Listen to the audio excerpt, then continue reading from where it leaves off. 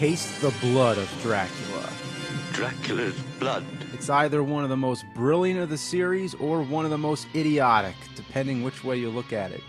What I love about it is the first act. The build-up to Dracula's resurrection is the most interesting of all. It centers around three men who are bored out of their minds. They go out at night to whorehouses, and they just don't know what to do with themselves. So they meet this guy, this wonderful nutcase named Lord Courtly, played by Ralph Bates, who happens to be a Satanist and wants to resurrect Dracula.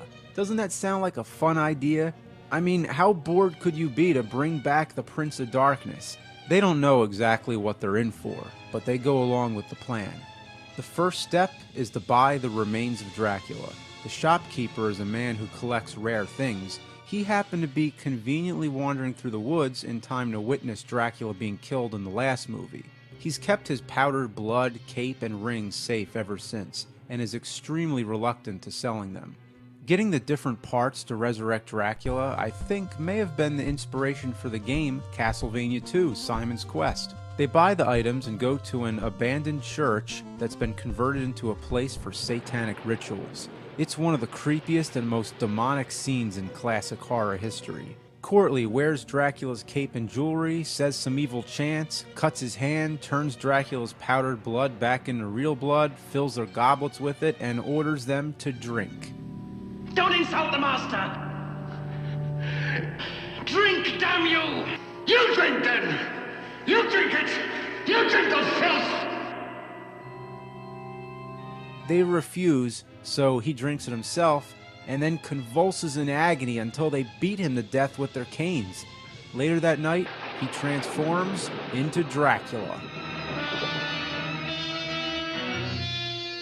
The rest of the men go back to their families and try to keep everything a secret, while Dracula stalks and kills them all one by one like a slasher villain. The third. The reason Dracula wants to kill them all is out of revenge for killing Courtly, his servant. But wasn't it Dracula's blood that caused him to start gagging to death?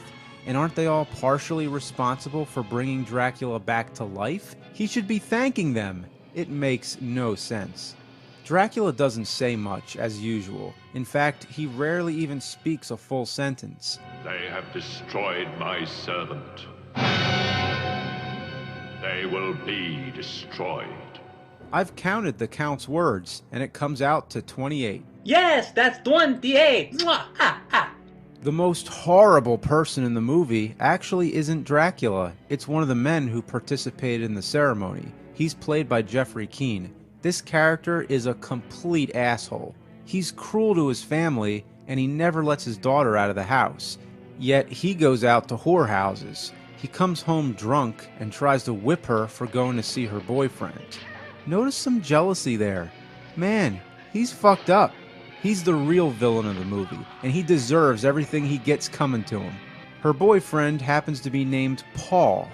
Paul Paxton, sir. Which was the same name as the guy in the last movie. Come on, Paul, come on, join in! You think they could have come up with a different name? Paul? Who else did you expect? In the end, he decorates the church with candles and crosses, making it a holy place once again. When Dracula returns, he doesn't know how to handle it. Wait, he just suddenly noticed that window had a cross? Shouldn't he have thought about that before choosing a church as his headquarters?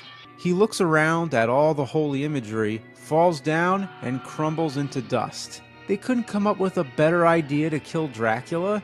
Usually seeing a cross would scare him away or burn his skin, but not kill him. And just by looking at them, couldn't he have just shut his eyes? This movie happens to be rated R, but the last one was rated G. Both of these movies are on the same DVD set, and you can see on the back the ratings right next to each other. G and R. That's two polar opposites. What was so different about this movie? Maybe there was a little bit more blood in it, and okay, there was a little nudity this time, but G and R? Maybe PG-13 and R? The MPAA had no clue what they were doing. Taste the Blood of Dracula is an uneven entry in the series. It has a great beginning, but after that, it goes downhill. I have no further use for you.